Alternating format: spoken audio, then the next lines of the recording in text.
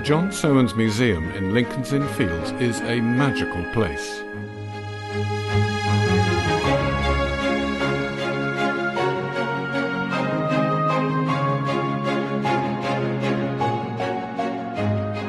Filled with magnificent spaces and intricate architectural details, it's home to an extraordinary collection of paintings, sculptures and artifacts from all over the world.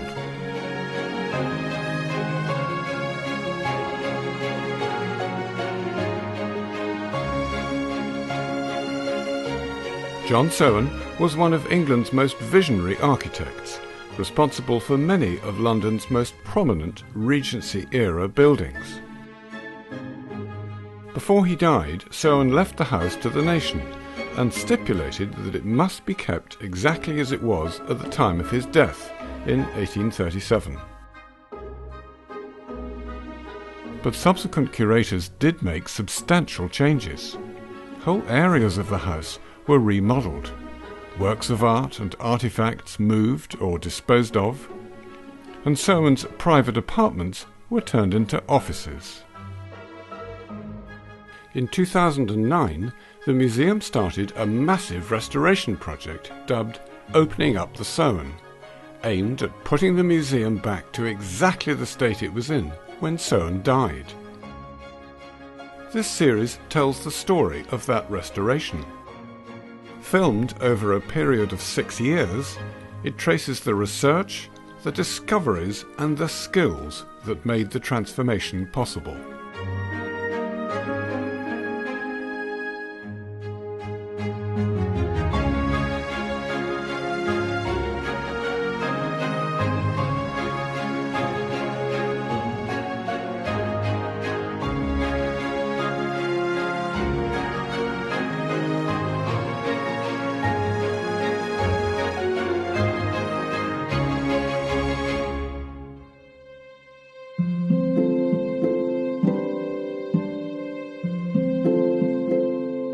Halfway up the museum's main staircase sits the Tivoli recess. Originally a closet, Soane transformed it into an exquisite little space that he used as a showcase for contemporary sculpture, and which boasts a beautiful and intricate plaster ceiling. Originally, the ceiling of the Tivoli recess would have, when it was a closet, would have been quite plain. It just would have been lath and plaster, and it would have been whitewashed.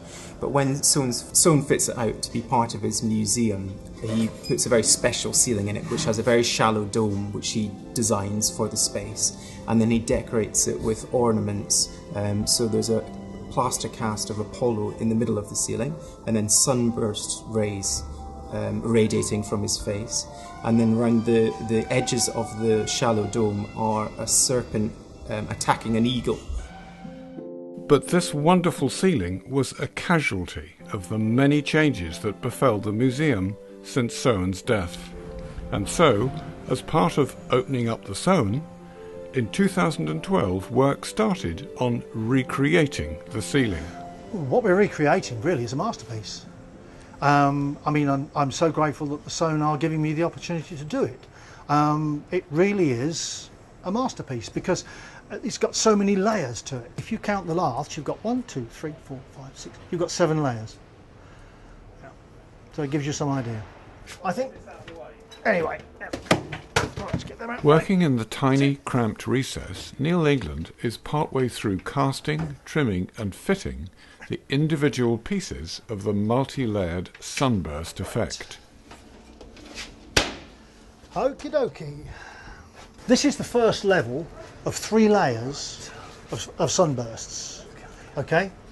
Because these are so thin, the only thing you can actually use to make them with is cotton lint kind of stuff. A bit like your grandmother's curtains. That's it. Each plaster ray has to be carefully shaved and trimmed to within 1 millimetre of the size specified in the architect's drawings.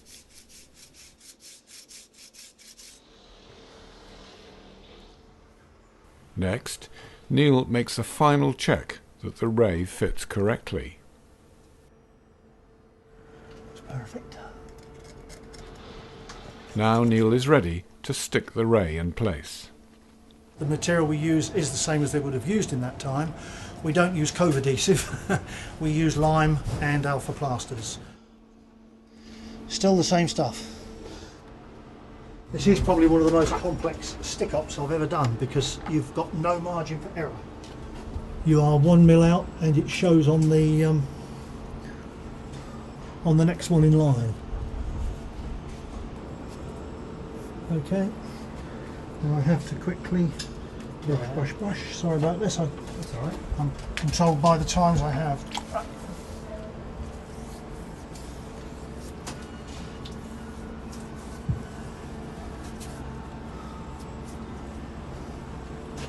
Does that line up? That's pretty good. I'm happy with that. Let's just hope it stays there. Well, we put it up the same way the originals would have been put up, so I'm pretty certain it'll stay there. What we have here are the elements that live in each of the corners of this extremely domey ceiling. This is the eagle that spreads its wings across each of the undersides of the sunbursts in the corners. Underneath this eagle, gripped in his claws, are 2 snakes. Okay? These were carved by our sculptress Sarah Mayfield, who I think is extremely talented. The snake goes underneath there, and then the raffle leaf lives under there. Rather lovely, isn't it? And these exist, as I say, in each corner of the ceiling. These are made from casting plaster, which is where they would have been made originally, high alpha plaster. We've actually used a slightly tougher plaster these days. We've actually cheated here a little bit, just simply because being done just in straight plasters really isn't hard enough.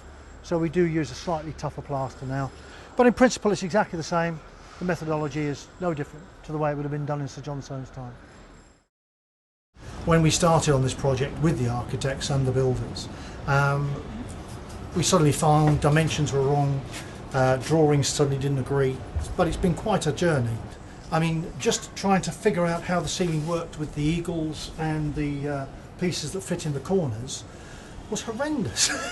But I can happily stand here right now and say to you in all honesty with my hand on my heart that everybody's done the very best they can to ensure that this recess goes back exactly as it was in Soane's time. With the ceiling finished, restoration of the Tivoli recess could be completed. And today, the sculptures that Soane had placed there are back, and the painted glass window depicting Charity is in place, lovingly recreated after it was destroyed by a bomb in 1940.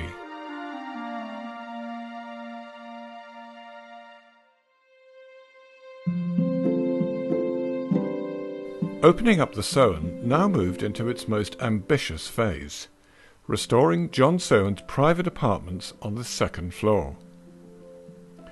At the front was the model room, filled with architectural models and dominated by a huge model stand in the centre. Behind the model room was a complex series of carefully designed small spaces, including the bedroom and the bathroom.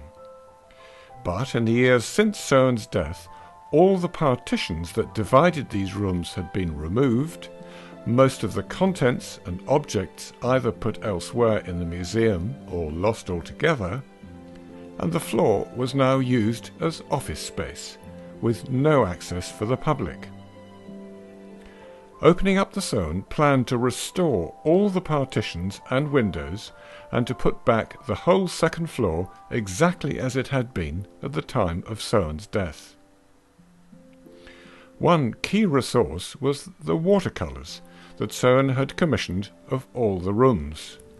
These watercolours were really at the core of the research we did to prepare for opening up the Soane, and actually they were the inspiration for deciding that the most important thing to do was to remove our offices from the 2nd floor of number 13 and clear that space so that we could recreate Soane's private apartments.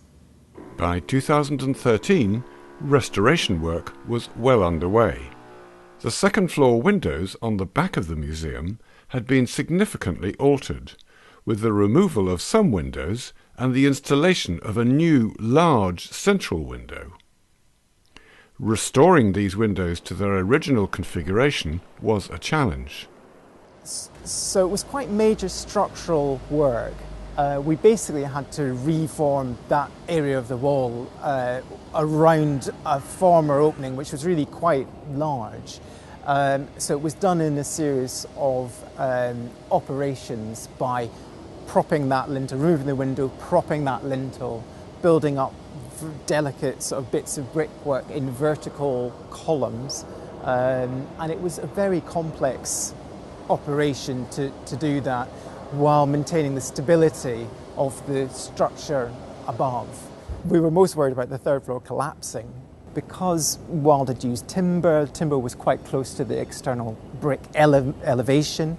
There's always a risk that the timber has become decayed or is weakened due to rot or defect. And any defects in that timber would again lead to movement, which could cause structural failure in locations. So it was quite a nervy operation. Also, the museum originally wanted to continue using the third floor for their offices while we carried out the work, but luckily we made them see sense and vacated them during that process.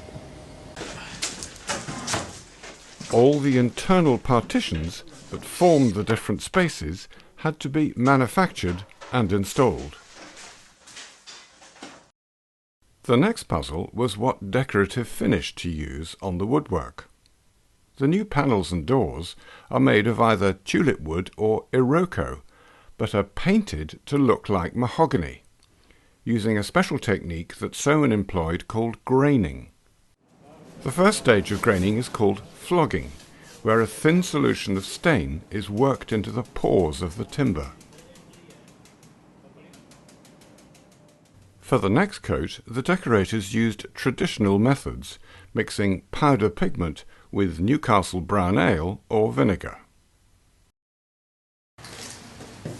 This coat is applied to the prepared surface, and then comes the crucial stage of figuring, which mimics the texture and pattern of actual mahogany.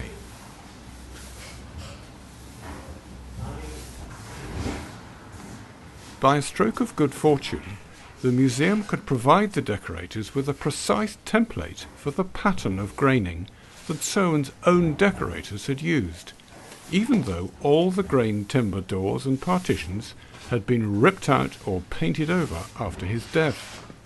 Because, miraculously, one door had survived, tucked away downstairs on a cupboard for nearly 200 years. But first the museum had to confirm that it really did have the original graining. This is quite a remarkable door, and it provided important evidence for the appearance of the graining during John Soane's occupancy of this floor. So I was asked to take some samples just to establish that this was in fact the original graining.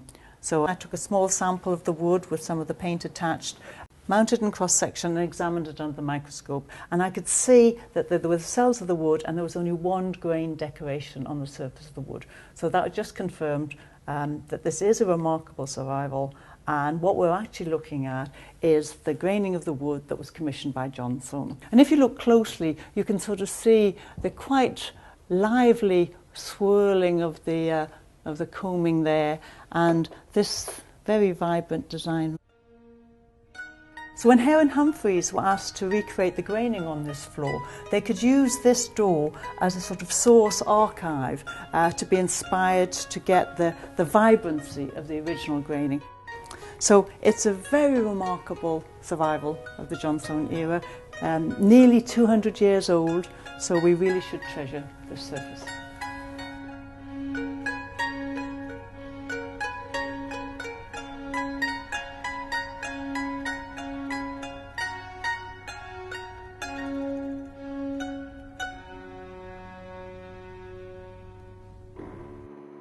A highlight of the restoration of the second floor was the discovery of how Soane had decorated the walls of the private apartments. By the late 20th century, all the walls had been redecorated several times, and it seemed that no trace was left of Soane's original decoration. However, the watercolours of the private apartments clearly show a patterned wallpaper. Our archive described the wallpaper that Soane had bought. We found in the V&A archive the order books of the wallpaper company that Soane ordered the wallpaper from, with a tantalising little strip of coloured wallpaper, but no representation of the whole pattern or anything. In 2009, it occurred to us, since we knew that there had been wallpaper in this room, that it might be sensible to do some exploratory cleaning, just to see if possibly there could be the remotest chance of us finding anything of it. We asked Mark Sanderford to come here and have a look at each wall in the whole of the second floor and see if he could find anything. And after 2 hours, back came our historic wallpaper consultant to say, "It's all there, I think you've got a whole wall of it." This was perhaps the most remarkable discovery in the whole early part of the contract. It's an extraordinary moment when somebody comes into your office and tells you that something you thought you could never see in reality is actually there. By 2012, work was well underway to strip off the later layers of paint and paper. What we're doing here is uncovering a very rare find in the museum, a piece of original Soane decoration. And currently we are taking off all the later layers which have built up since Soane's death in 1837 and getting back to the wallpaper, which then we will repair, conserve, and will form part of the new interior. Removing the later layers of paint and wallpaper, whilst not damaging Soane's original paper, is a delicate task. Chemistry is doing its work. This is quite a sharpened, what's called a continental filling knife, and I'm putting no pressure at all. So I'm just sliding it underneath the paint that has now become a gel. I'm putting no pressure at all, it's just the weight of the scraper. It's so delicate and the paper's so finely printed. I don't want to lose any details. I'm as gentle as I can be. It's potentially a very boring job, you know, like a lot of things like this. But if you don't keep your concentration level pretty high at all times, something will happen and you'll have a mistake and you can't go back. That's the main thing with this. You know, this is the original wallpaper. If you damage it, you can't go back. So one has to have concentration and care at all times. You can't take it for granted. This is a medium to fine wire wool. I'm just agitating these last remnants of paint from within the recesses of the printing, the lower areas of the printing. It sounds extreme using wire wool, but I have tried every other possible. And it's a case of the balance of the cut of the wire wool that cuts through the paint, means you don't have to work it very hard. If I use cotton wool, I have to work it and work it and work it. And the more work you put into the surface, the more damage you will do. It's an extreme sport, really. It has danger at every corner. But if you can balance the technique and the dangerous chemicals, then you get a good result. It wasn't just the bathroom that featured this wallpaper. Detailed research in the archive revealed that it was used throughout the second floor. So, with the specification and quantity now clear, the Soane could go ahead and commission the new wallpaper.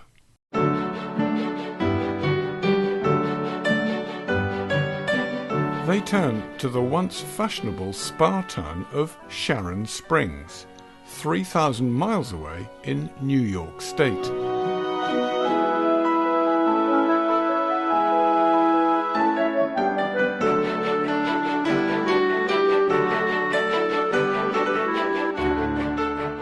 Here, Adelphi paper hangings specialise in recreating historic wallpaper.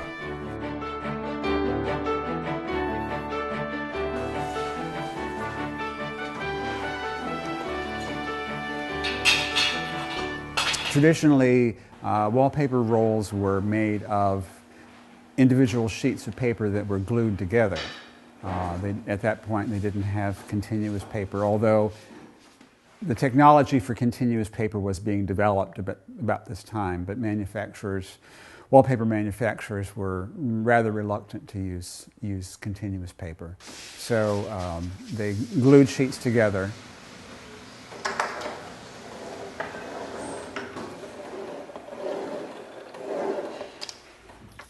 Can't move while I'm drawing, so we tape it.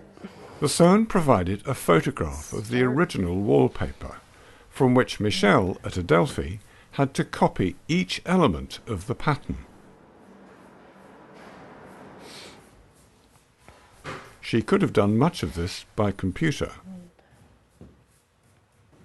A lot of people would think that we might use a computer and just draw one and then cut and paste, but we feel like in order to get it exactly like the originals, which were hand carved, that if we draw each one by hand, there'll be the tiniest amount of variation, which will be in keeping with the original more than by cutting and pasting. The Soane wallpaper pattern has 3 different colours, so Michelle has to draw a different design for each colour. So once we have all the patterns drawn, we do a little test to make sure that they all line up with each other. And this will be the second block, which is the dark orange color. Put the third one on, which is the light yellowish cream color. And that's that. The 3 transparencies will be used as templates to carve the printing blocks from hardwood. A subcontractor uses a laser to ensure that every detail is clearly cut. Adelphi's basement stores a collection of hundreds of blocks.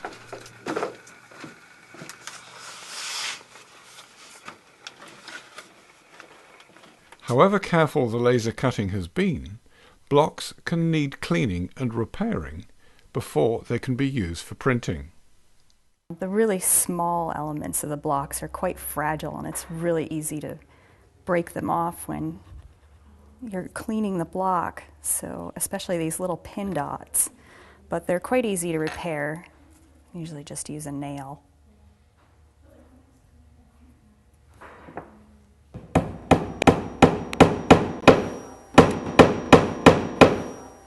And then flatten it to the surface so it's all even.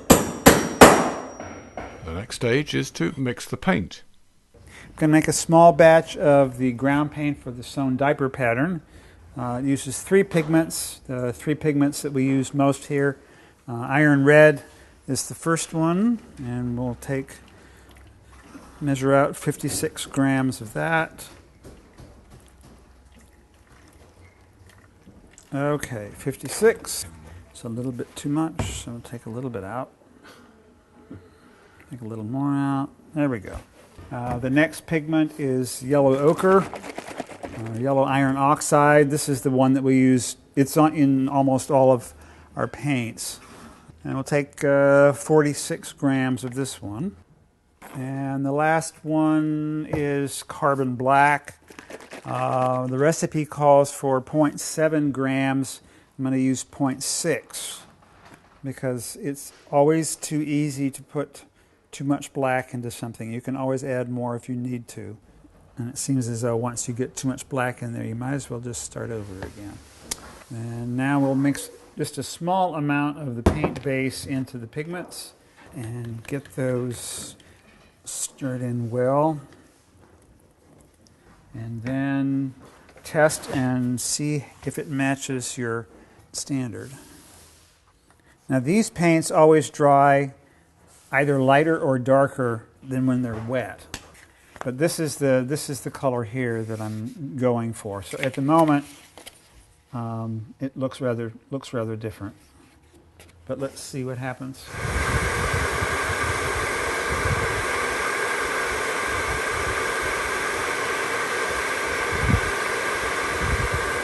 It's much closer now that it's dry. I think it still needs that black. The final base colour is applied to the glued paper strips.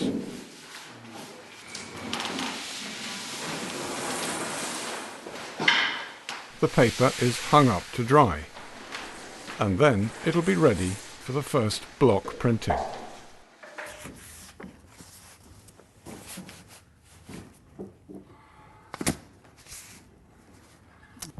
Okay, now I'm just going to brush the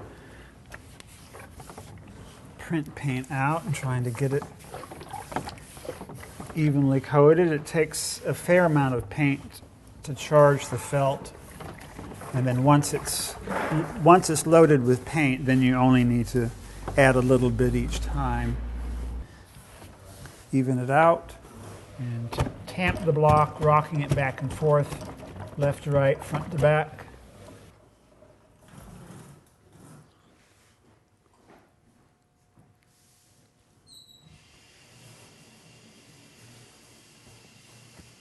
Laying it flat and bringing it over the bridge.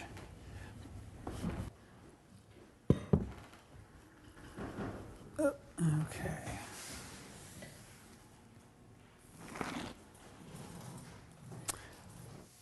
That looks okay.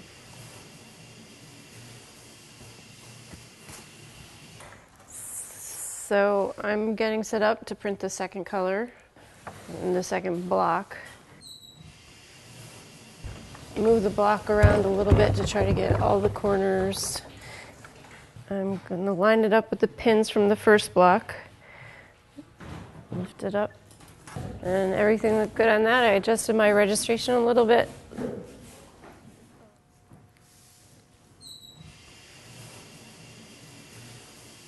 The second and particularly the third block were very fine detail.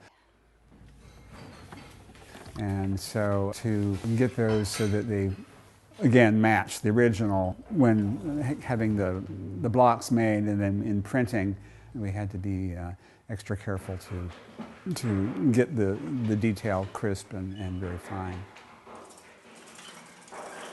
The project was it was good. It was fun. We learned a lot, which is something that always keeps this rather interesting. Once the completed paper was delivered, it could be hung throughout the second floor.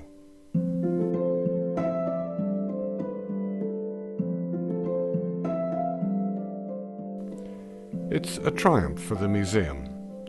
A rare example of original early 19th century wallpaper, uncovered through a hunch, and sitting alongside new wallpaper recreated using traditional techniques.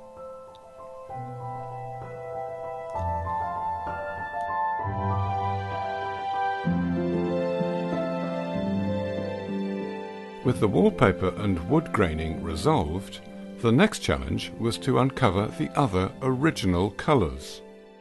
When I was asked to establish what the original decoration was, I made a sampling plan and I took paint samples for most of the elements. The original walls, the lining of the alcoves, little bits of the wood on the architraves and the panellings below. And I do that by taking a small section of the plaster with the paint layers attached, the wood with the paint layers attached, and then I mount those in cross-section, and that enables me to look at them quite carefully under a microscope at very high magnifications of up to 50 times 500. And this allows me to see all the different layers that have been applied, not only by John Soane, but by the people who came after him. And we were surprised to find that when the loggia had been enclosed, John Soane had applied this very vivid red colour. And this is composed of a thick red opaque layer covered with a translucent varnish that was tinted with a red pigment. And it's this subtle combination that gives us this lustrous paint effect. And of course, with hindsight now, we can stand back and we can see the red stained glass And we now know that John Soane was creating a very integrated, very vibrant scheme. So now we've recreated the red scheme, installed the paintings, we can sort of see that this is how the loggia would have appeared in 1837 when John Soane died. One of the most remarkable aspects of restoring the second floor is the bathroom. In 1820, John Soane installed a plumbed-in bath in the dressing room next to his bedroom. It can be seen under the window in this watercolour. In 1820, it would have been incredibly rare to have a plumbed-in warm bath of this kind in a domestic dwelling house. It was unusual to have a bathroom outside royal palaces. We know the Duke of Wellington had one at Apsley House, but that's about the only other example from this time that we've been able to identify. It was quite extraordinary. And Soane not only had a bath for himself, but supplied a bath for his servants in the basement.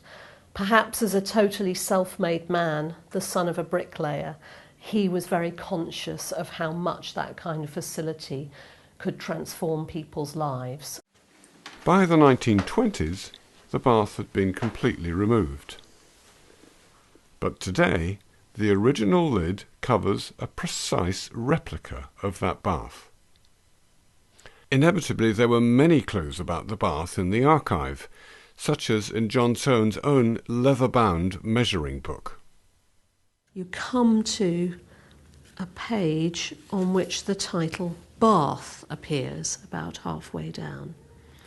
And then you come to a detailed list of measurements for all the different timber elements used in the making of the framing to Soane's bath. And the first item, for example, just says 1.5 deal framing in one panel, turned and flush, front. Some detailed builders' records from 1918 revealed when the bath was removed. Here, in the daywork records for the period February the 2nd to February the 8th, is a little entry, repairing floor and making good after removal of bath. When we started to do the research for the second floor, we discovered all sorts of clues, and what was particularly exciting, clues to physical survivals here on this north side of what was then my office, the Deputy Director's office. And it was a most unpromising corner. There was a bookcase covered in all my books and papers, and the walls were covered with yellow anaglypta type wallpaper. It was in the curator's diary that Helen struck gold, when she turned to the same date that the builders had removed the bath. On this particular page, I found something absolutely crucial. Wednesday, February the 6th, 1918. Old bath front refixed as dado on north wall. How extraordinary that Arthur Bolton should have thought to record what such a small and perhaps mundane seeming piece of work. But thank goodness he did, because when I read this entry, I thought, right, well, that's behind the bookcase in my office. So I got help and we pulled out the bookcase, dust flying everywhere, and eureka. There on the wall was clearly the front of Soane's bath. But once our architects had rushed in great excitement and started to look at it, we discovered that the woodwork fixed to the wall wasn't just the front of the bath, but also the end of the bath. That is this end here. And that was a really, really vital discovery, because the top of the end of the bath was scribed so that the curve of the end of the original bath itself could rest properly on that piece of wood. And that gave us the exact shape and front to back width, depth, dimension for the bath itself. To make a new bath, the Soane reached deep into the Brecon Beacons in Wales. It's been to here that palaces, cathedrals and many other magnificent institutions have turned to have ambitious and beautiful wrought iron gates, doors, towers and other designs made.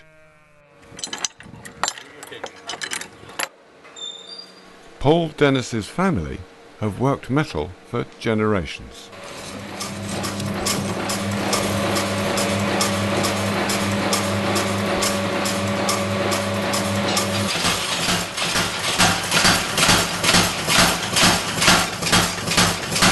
I was always very good with my hands. That was the one skill I had, and metalwork had been in our family for hundreds of years. It went back to my grandfather, great-grandfather, father.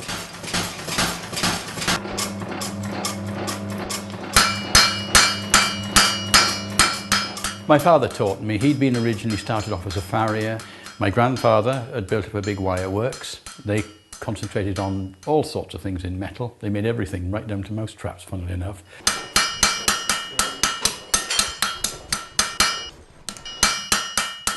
I love the physicalness of it. I love the creation of it. It's actually creating something from a solid lump of metal, and you can turn it into anything you want. You put it in the fire and it becomes malleable like plasticine, and you can make it into anything. And then suddenly this thing starts growing, which is really, because you're making it individual, it's the only thing in the world like it. It might look like other things, but it's totally different. It's your own, and it's got your own touch on it, and it works a bit like handwriting. Two people never make the same thing, exactly. And that's what it is, and I've never lost that passion for it in all the years I've been doing it, and I've been doing it over 50 years now. Soane's original bath was made of wrought iron, but this material is no longer available in the right quality. So the new bath was made of modern steel, but where possible, using traditional techniques. The bath was quite thick, and it was very difficult to work. Well, like that, that's quite good. And well, I did try it as much as I could to keep as traditional as I could on it, although we couldn't do it absolutely. Often they were soldered together and things like that. And I just had to make it so that it looked exactly as if it had been made in, I think it might have been what year period, it was 1810, 1820. And that was it. It wasn't the most comfortable bath, mind. You wouldn't want to sit in it. It was flat bottom and sort of rigid sides, but I suppose it would work. It would certainly be better not taking a bath at all. And I was very pleased with it, and it went away. I thought, oh, that looks all right. We knew from the bill again that the bath was japanned white inside. And we commissioned Titian Studios in West London to receive the stainless steel bath and japan it in an entirely traditional way. And again, we had very interesting discussions with them, and in the end concluded that we should simply use linseed oil and earth pigments, and that provided a very natural white without any need to antique it or make it look old in any way at all.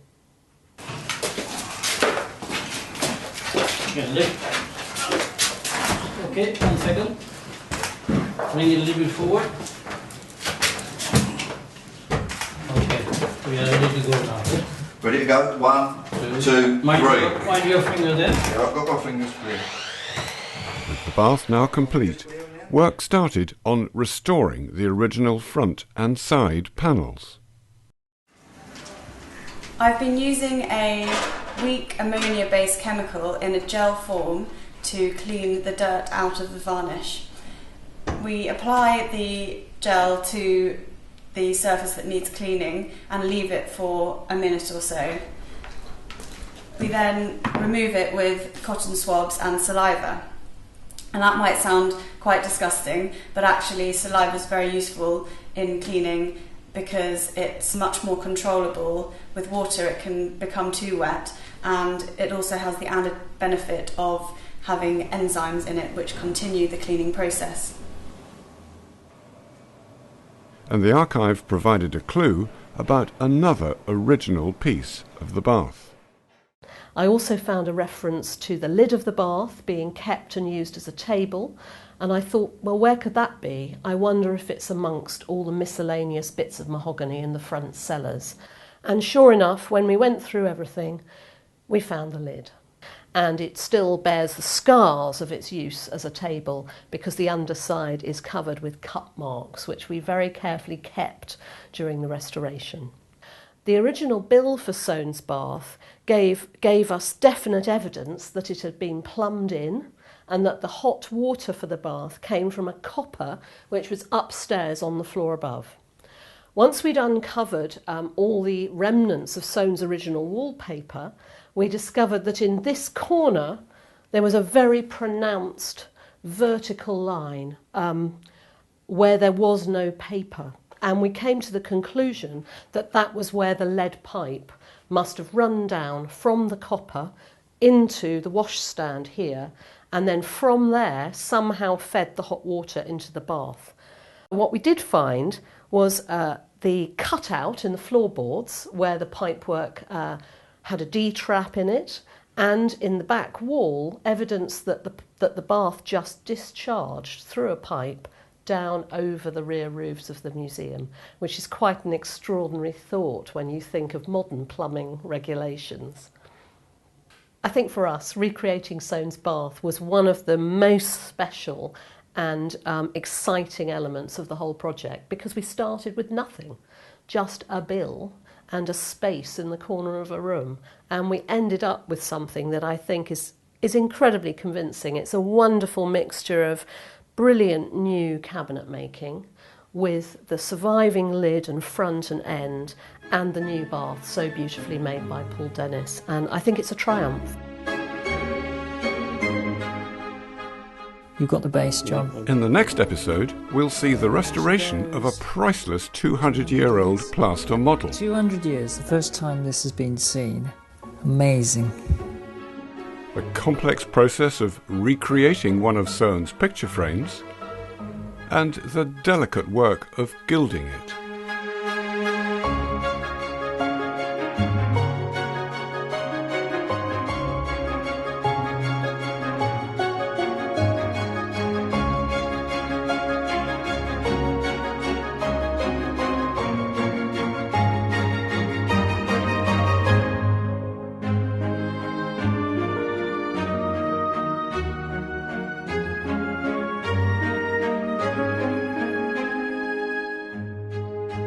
Thank you.